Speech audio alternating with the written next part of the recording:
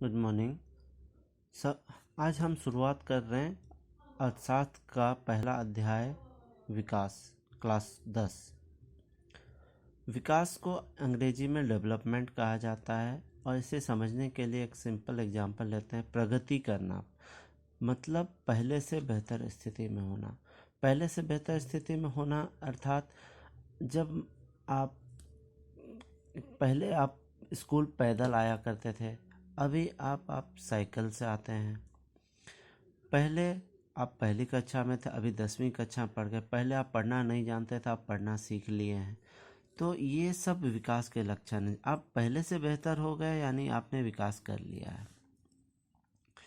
विकास विभिन्न लोगों के लिए भिन्न भिन्न होता है।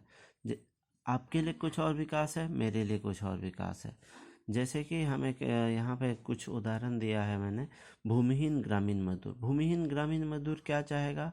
वो चाहेगा काम करने के अधिक दिन और बेहतर मजदूरी चाहेगा। स्थानीय स्कूल में उसके बच्चों को उत्तम शिक्षा मिले, कोई सामाजिक भेदभाव ना हो। ये सारे लक्ष्य भूमिहीन ग्रामीण मजदूर के लिए हैं।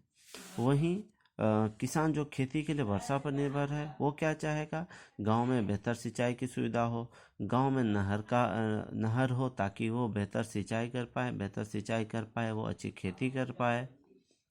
शहर का अमीर परिवार की लड़की चाहेगी, वो चाहेगी उसे अपने भाई की तरह आज़ादी मिले, वो अपने फैसले खुद ले सके, ये वो चाहेगी। अर्थात हर तरह के व्यक्ति का विकास का लक्ष्य भिन्न भिन्न होता है और हर व्यक्ति के लिए एक के लिए अगर विकास है तो जरूरी नहीं है कि दूसरे के लिए वो लाभकारी हो। विकास व्यक्ति के लिए भिन्न भिन्न होता है, किसी के लिए लाभकारी भी हो सकता है, साथ ही साथ ये दूसरे के लिए विनाशकारी भी हो सकता है। इसको समझने के लिए हम एक एग्जाम्पल लेते हैं। जैसे माना किसी गांव में डैम बना।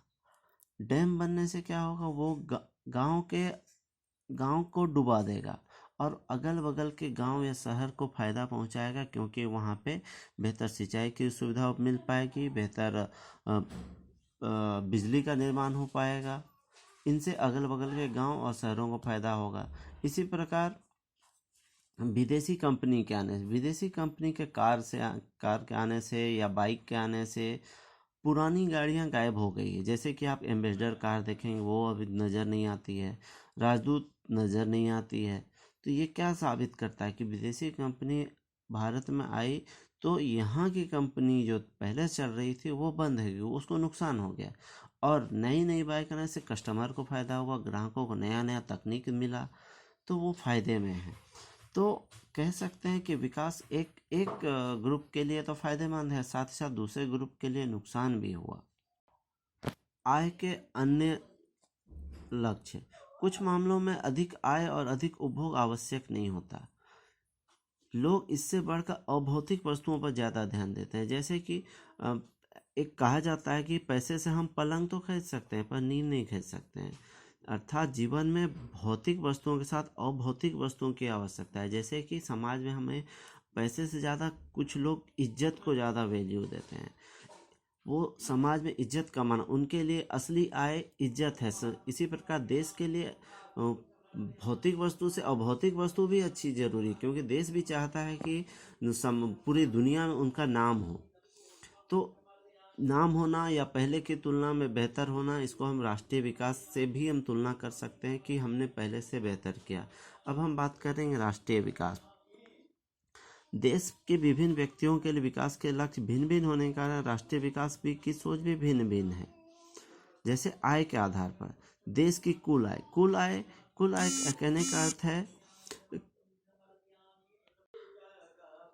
कहने का अर्थ है देश में उत्पादित सभी अंतिम वस्तुओं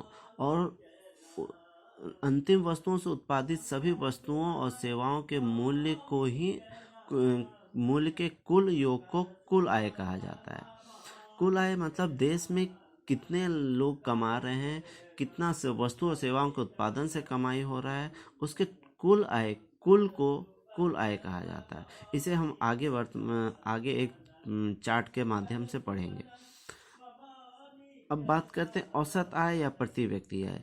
तो देश के कुल आय को कुल जनसंख्या से अगर भाग देते हैं तो औसत आय ज्ञात होता है।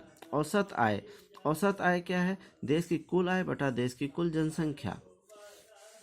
इसे हम एक तालिका से समझते हैं जहाँ पे हम कुल आय और औसत आय दोनों को अच्छी ढंग से समझाएंगे। तो राष्ट्रीय आय के मापन में औसत आय तो उपयोगी है, लेकिन यह असमानता छुपा देता है। इसको हम बात करते हैं इस तालिका से।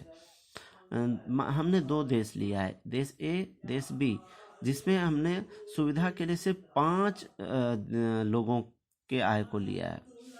तो देश की मासिक आय, नागरिकों की मासिक आय, पहला ए व्यक्ति के लिए 9,500, दूसरे व्यक्ति के लिए 10,200, तीसरे के लिए 9,800, चौथा 10,000, पांचवा 10,200।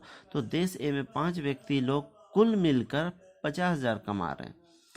और अब 50,000 को अगर इसकी कुल जनसंख्या यानी 5 लोग हैं यहाँ पे, इसको 50,000 को 5 से भाग देंगे तो 10,000 आएगा। उसी प्रकार देश बी में पहला व्यक्ति कमा रहा है 500, दूसरा 500, तीसरा 500, चौथा 500, पांचवा 48,000। यानी यहाँ पे आप देख रहे हैं कि आखिरी व्यक्ति सबसे ज़्यादा कमा रहा है, बाकी लोग बहुत कम कमा रहे हैं। और कुल आय भी यहाँ 50,000 ही है, औसत आय भी यहाँ 50। यहाँ पे आप देखेंगे कि कुल आय दोनों का सेम है, औसत आय भी दोनों का सेम है। ये क्या बता रहा है? ये बता रहा है कि यहाँ के रहने वाले लोग देश ए में रहने वाले सभी लोग विकसित हैं, और देश बी में सिर्फ एक ही व्यक्ति विकसित है, बाकी सारे लोग गरीब हैं। तो अगर मैं रहना चाहूँ किसी देश में तो मैं स्वाभाविक है ए को चुनूंगा, क्योंकि वहाँ पे सभी हर चीज़ की सुविधा होगी। तो इसमें ए देश बेहतर लग रहा है।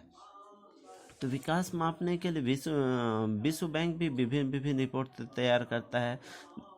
जैसे आय के आधार पर यह मापा जाता है। विकसित देश के या समृद्ध देश, ये वे देश हैं जो 2016 में प्रति व्यक्ति आय $12 12,236 प्रति वर्ष या उससे अधिक है, उसको विकसित देश कहा जाता है। इसी प्रकार निम्न आय वाले देश, वे देश जिसकी प्रति व्यक्ति आय $1,005 प्रति वर्ष या उससे कम है, उसको निम्न आय वाला देश कहें, जैसे अफगानिस्तान, बांग्लादेश और नेपाल। मध्य आय वाला देश, जिन देशों में प्रति व्यक्ति आय $1,046 से $4,125 के बीच रहती है, इसे मध्य आय वाला देश कहते हैं। जैसे भारत भी इसी के अंतर्गत आता है। तो विश्व बैंक ने भी आय के आधार पर देशों का वर्गीकरण किया है। आगे बढ़ते हैं। अब हम राष्ट्रीय विकास मापने के लिए एक अन्य मापदंड का प्रयोग करते हैं, जो कि बहुत महत्वपूर्ण है। आज हम इतना ही पढ़कर अपना इस टॉपिक को कंप्लीट करते। आगे हम मानव विकास के विषय में अगली कक्षा में पढ़ेंगे। धन्यवाद।